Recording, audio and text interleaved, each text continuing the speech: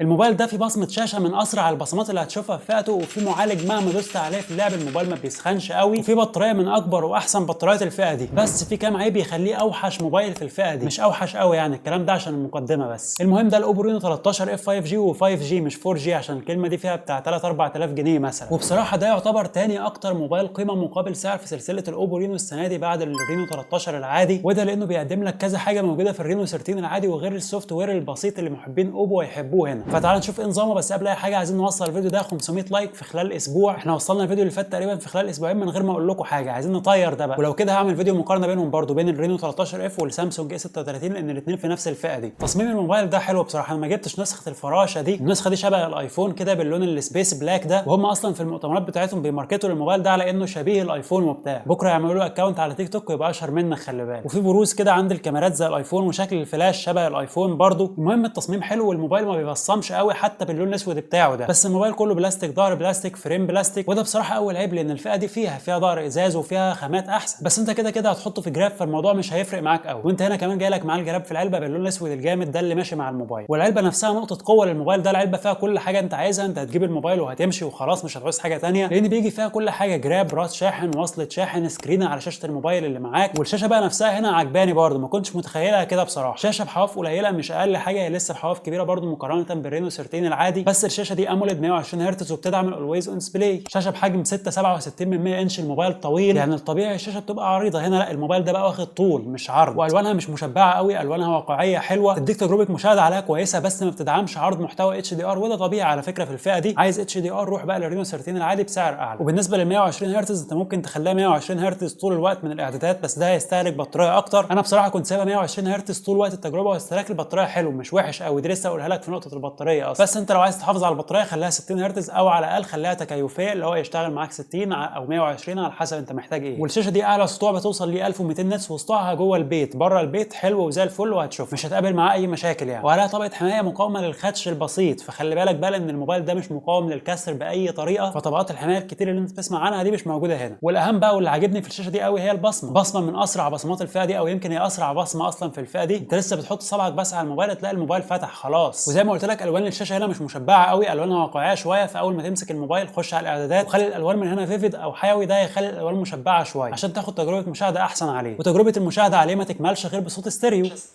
وطبعا دقه الوان الشاشه هنا وحواف الشاشه اللي تعتبر قليله مقارنه بالايفونات اللي قبل كده، واللي تخليك تاخد تجربه مشاهده ممتازه. والدايناميك ايلاند مش هتكون عقبه ليك وانت بتتفرج على اي حاجه على الموبايل ده. فالموبايل فيه سماعه ثانيه بتديك صوت ستيريو جامد قوي. الموبايل ده في الالعاب مثلا زي بابجي انت تبقى عارف مكان الشخص فين من صوت الموبايل حرفيا، فلا صوت ستيريو محيطي وجامد واحسن من موبايلات كتير في نفس الفئه دي. وغير كده انت تقدر تعلي الصوت 3 اضعافه اللي هو لحد 300% عشان تاخد صوت اعلى لو انت في مكان فيه دوشه يعني، بس ده اكيد طبعا هياثر على جوده الصوت اللي انت بتسمعه. وجوده الصوت بقى في المزيكا والمحتوى والكلام ده كله، انا زي ما بقول لك الصوت جامد وانت هتحبه، والصوت زي الفل وكل حاجه، بس انا ما حبيتهوش، مش نوع الصوت اللي انا بحبه. انا بحب الصوت المجسم ده اللي شبه صوت الايفون كده. هنا لا، الصوت عادي مش فيه التجسيمه دي اللي انا بحبها بصراحه. بس ده مش معناه الصوت هنا وحش، الصوت هنا حلو و100 100. وغير كده كمان انت معاك مايك تاني لعزل الضوضاء عشان تتكلم وتسجل صوتك ويبقى فيها عزل مع الصوت بتاعك. بس بخش برده الاعدادات، فعل الحوار ده يشتغل تلقائي في المكالمات يعني من الاعدادات، وبعدين الصوت وانزل تحت لصوت واضح او كلير فويس، وبفعله لانه تقريبا ما بيكونش شغال تلقائي في المكالمات يعني. طيب البطاريه بقى اللي هنا بطاريه من اكبر بطاريات الفئه دي، بطاريه 5800 ملي امبير. حرفيا البطاريه دي بتكفي معايا انا يومين كاملين، هو مش استخدام اساسي اكيد، بس استخدام تجربه مهما كان والعاب. والبطاريه بتكفي باليومين، وبشحنها في اخر اليوم الثاني كمان. ولما تيجي تشحنها بالشاحن السوبر فوك ال 45 واط اللي موجود في العلبه، بيشحن الموبايل 50% تقريبا في نص ساعه، ووقت الشحن الكلي بيكون ساعه وربع مثلا. فكبطاريه الموبايل ده بطاريته ممتازه وبيحافظ عليها حتى مع الاستخدام التقيل. فسواء كان استخدامك العاب او تصفح، الموبايل ده هيسد معاك برده، لانه جايب معالج سناب دراجون 6 جين 1. هو ده مش اعلى معالج في الفئه دي واحنا عارفين، هو اصلا تسعير اوبو بيبقى رخم شويه وعالي، بس المعالج ده يعمل معاك كل حاجه انت عايزها يعني، تصفح واستخدام يومي شغال ومن غير تقطعات كتير هتقابلك، والعاب بيلعب بابجي معاك على 60 فريم، وجرافيكس الترا اتش دي ار واكستريم. والفكره هنا ان الموبايل ده ما بيسخنش قوي يعني، يمكن بيسخن كده شويه، وده برده بسبب ماسك ايدك عليه والصيف اللي احنا فيه والكلام ده كله. انما كسخونيه عاليه اللي هو تحط ايدك عليه تتلسع، لا ما فيش الكلام ده. حتى انا جربت ازود بقى الجرافيكس والعب على اتش دي ار والكلام ده كله، لقيت ان هو برده ما بيسخنش عادي، بيعرف يعني يظبط الحته دي يعني. في موبايلات ثانيه في الفئه دي لو عملت معاها الحركه دي هتلاقي الموبايل بيولع تولع في ايدك. بس فكرك تاني، مش ده الموبايل اللي تجيبه عشان الالعاب، ده موبايل اعتمادي تصفح واستخدام وشويه العاب برده خفيف، مش هيقول لك لا، بس مش الالعاب بقى واعلى فريمات والكلام ده كله. وفتح التطبيقات والتنقل بينهم هنا الموبايل ما بيقطعش خالص، هو يمكن في تقطيعه بسيطه كده لما بتيجي تفتح التطبيق لاول مره، دي انا ما شفتهاش في موبايلات تانية بنفس السعر، بس بمجرد ما تفتح التطبيق الكلام ده مش هتشوفه خلاص. فانت مش واخد معالج وحش مثلا، لا خالص. وكمان مع السوفت وير اللي هنا، سوفت وير اوبو كولر او اس 15، الواجهه دي هاديه قوي قريبه للاندرويد الخام، ما فيهاش بقى التخصصات الكتير والكلام ده كله، الموضوع هنا بسيط خالص. ومعاك حته انك تبعت من اوبو للايفون بصراحه مش حلو قوي هنا، يعني لسه عايزه تطوير اكتر، بس حلو ان في حاجه زي كده اتضافت يعني في موبايلات اندرويد. ولا الديناميك ايلاند اللي فوق دي، اللي هو انت كل ما تمسك الموبايل تلاقي في حاجه شبه الايفون كده. وغير كده انت كمان هنا معاك مميزات اي كتير، زي سيركل تو سيرش عشان تبحث عن اي حاجه موجوده على الشاشه بسرعه، وزي جيميناي لايف وشغال هنا بشكل حلو. ومميزات تطبيق الصور بقى كتير، اهم واحده فيهم هي ازاله اي حد من الصور، بيعملها هنا بشكل حلو قوي، ما بيسيبش اثار كده للحاجه اللي اتشالت، وبيكمل الصوره كده عشان تطلع بشكل حلو. ممكن تشيل الانعكاسات عشان لو انت متصور في صوره فيها ازاز والكلام ده كله عشان يطلع لك صوره نظيفه، او تعلي جوده الصور بقى بالاي اي. وبرده لقيته هنا بيعملها بشكل حلو، ما بيطلعش الصور بقى انها اي اي والملامح بايظه والكلام ده كله، لا الصور بتطلع كويسه برضه. فالذكاء الاصطناعي هنا ياخد 9.5 من 10 مثلا، نص الباقي ده رخامه منه. بس في مشكله هنا بقى في السوفت وير، هي التطبيقات اللي تنزل لوحدها، تطبيقات كتير ملهاش لازمه، انت هتقعد تمسح فيهم واحد واحد لما تجيب الموبايل، فهي اعلانات وتطبيقات ملهاش لازمه، فيعني يا ريت يشيلوها بقى عشان رخم. لو انت نسيت تحذفها فهتاخد مساحه معاك في الموبايل على الفاضي. بالنسبه للمساحه والرام، فالرينو 13 اف 5 جي نازل بنسخه واحده بس، 256 جيجا مساحه و12 رام، ومعاك هنا خاصيه الرام بوستر 12 جيجا كمان، فانت تبقى ماشي بموبايل 24 جيجا رام يا باشا. ترجع تفتح تطبيق انت فتحته امبارح تلاقيه لسه زي ما هو واقف معاك عادي. وده حصل معايا انا عن تجربه، الموبايل بيحافظ على التطبيقات المفتوحه في الخلفيه فتره حلوه. وغير كده نوع ذاكره التخزين هنا برده النوع الجديد، فبالتالي الموبايل هيكون اسرع معاك وانت بتحمل وانت بتنقل اي حاجه والكلام الحلو ده كله. وبالنسبه لسعر الموبايل انا كده هحطه في وصف الفيديو تحت عشان لو حصل تغيير مثلا في السعر، بس حاليا الموبايل ده سعره تحت ال 18000، وده سعر بصراحه عالي شويه عن المواصفات اللي في الموبايل ده. يعني انا شايف ان سلسله الاوبو رينو 13 كلها المفروض تنزل لها مثلا بتاع 1000 2000 مثلا عشان يبقى الموبايل قيمه مقابل سعر بجد. ممكن السعر ينزل لما الرينو 14 ينزل الشهر ده تقريبا، وعلى فكره نازل بنفس المواصفات، يعني مفيش الفرق الكبير بقى بينهم زي اللي حصل مع الرينو 11 اف والرينو 12 اف، كان في فرق كبير بينهم. يعني السنه دي مفيش الفرق الكبير ده قوي، هنشوفه برده، ممكن نبقى نعمل ريفيو هنا على القناه ان شاء الله. يعني فعلا اشتراك في القناه هنا يا صاحبي لو انت لسه ما اشتركتش عشان يوصلك كل اللي جاي اول واحد، معرفش انت مستني ايه ده كله بصراحه. والاهم من ده كله تنزل بقى حالا في الكومنتات تقول لي عايز الريفيو الجاي على الموبايل ايه، لان الفيديو ده اساسا كان من كومنتات الفيديو اللي فات، فعايزك تنزل حالا تقول لي في الكومنتات الموبايل اللي انت عايز الريفيو الجاي عليه، واكتر موبايل هيتكرر ده الموبايل اللي هجيبه واعمل له ريفيو ان شاء الله. وبرده لو عايز اي مقارنه بين اي موبايلين قول لي عليهم في الكومنتات وهعمل لك الفيديو ده على طول. وبس يا عم تعال نكمل بقى. في برده كام حاجه كده، زي ان الموبايل ده جايب معيار مقاومه ميه اي بي 69 واي بي 68 عشان تنزل بيه بقى البحر وتصور براحتك علم البحار تحت. معرفش انت ليه ممكن تعمل كده، بس تمام شغال هنا، وعندك اصلا مود تصوير تحت الميه بيخليك تتحكم بالزراير ومعرفش ايه.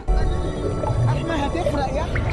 بس ما فيش منفذ ال 3.5 مللي بتاع السماعات، وده بقى طبيعي دلوقتي في 2025، فانت بقى هتعوز سماعه بلوتوث او تمشي بالوصله التايب سي عادي خالص. وهنا انت ممكن تركب كارت ميموري مكان الشريحه الثانيه، يعني كده هتمشي بشريحه واحده بس لو انت هتركب كارت ميموري، لان الموبايل هنا ما بيدعمش الاي سيم كمان، هما شريحتين فيزيكال تمشي بيهم، يا اما شريحه واحده وكارت ميموري وما فيش اي سيم بس. الواي فاي كولينج شغال وان اف سي شغال عشان تدفع بالموبايل بعدين لما تشتغل في مصر، وطبعا الموبايل 5 جي من اسمه يعني، والشبكه حلوه بالمناسبه، ما قابلتش معاه اي مشاكل يعني. وكمان انت هنا معاك مستشعر تقارب حقيقي، فبص يا باشا فعلا الموضوع حلو في المكالمات. الموبايل مش هتلاقي ان هو بيعلق معاك لما تقربه على ودانك كده، لا الموضوع شغال هنا بشكل حلو يعني. قبل ما ندخل على الكاميرات بقى عشان اعرف اديها وقتها، تعالى كده الخص لك اللي اتقال. تسعير الموبايل عالي شويه، ممكن سعره ينزل شويه لما الرينو 14 ينزل، ممكن الرينو 14 ينزل قبل ما انزل الفيديو ده، حاجه تبقى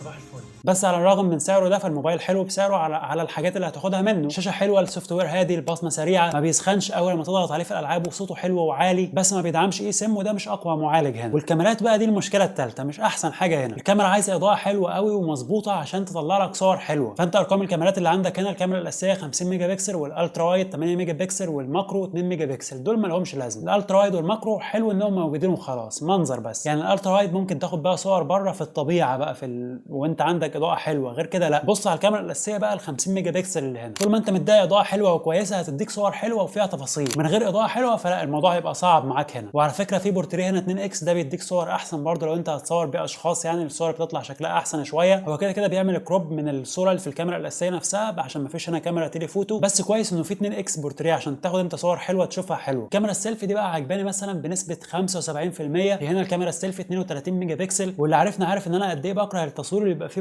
معالجه زايده، وهنا مفيش كلام على المعالجه يا باشا، معالجه تخلي لك. بس انا قفلت كل اوضاع التجميل والكلام ده كله، وخدت صوره عاديه بالكاميرا السيلفي، فبدات الاقي صور حلوه بصراحه بعد المعالجه كده، الصوره بتطلع حلوه شويه. فعن الكاميرا السيلفي انا حبيت صورها شويه هنا، وغيرت تفكيري عن اوبو زمان. تصوير الفيديو بقى، انت هنا بيصور معاك الموبايل ده 4K لحد 30 فريم، ده كويس، واخرك تصوير HD بالكاميرا السيلفي. طيب حاليا ده كده تسجيل فيديو بالموبايل نفسه على 4K 30 فريم، ومشغل لك اغاني اهو عشان يعني يبقى في دوشه حواليا ونسمع صوت المايك برضو بتاع الموبايل. في تفاصيل كويسه وممكن نتصور بيه فيديوهات على فكره للسوشيال ميديا عادي، بس مش وضع احترافي بقى والكلام ده كله. وعندك كمان تصوير فيديو سينماتيك اللي هو بيبقى فيه عزل كده للحاجه اللي ورا العنصر اللي انت بتصوره زي الايفون. الموضوع هنا شغال وبرضه شكله حلو يعني. فنقطه الكاميرات دي نديها مثلا 7.3 من 10. ما تسالنيش ايه الارقام دي عشان ما اعرفش، مش عايز اديها 7 وفي نفس الوقت مش عايز اعلي الرقم شويه. فهنا الكاميرات اللي هي مش الكاميرات اللي تريحنا دي، وبرضه مش اوحش كاميرا ولا احسن كاميرا، فانا عادي تمشي الدنيا معاك. فبس صاحبي، اتمنى يعني يكون الفيديو فادك باي حاجه، واتمنى ان الفيديو ما يكونش طول مني عشان ما بحبش الفيديوهات الطويله والله. بس المهم لو انت كملت معايا لغايه دلوقتي، انزل دلوقتي حالا قول لي رايك في الفيديو، وقول لي عايز الفيديو الجاي عن موبايل ايه، يعني اكتب الاثنين مع بعض عشان اعرف انك كملت للاخر. ما كتبتش الاثنين مع بعض يبقى انت ما كملتش للاخر. وبس كده يا عم، اشوفكم في فيديو جديد. السلام عليكم.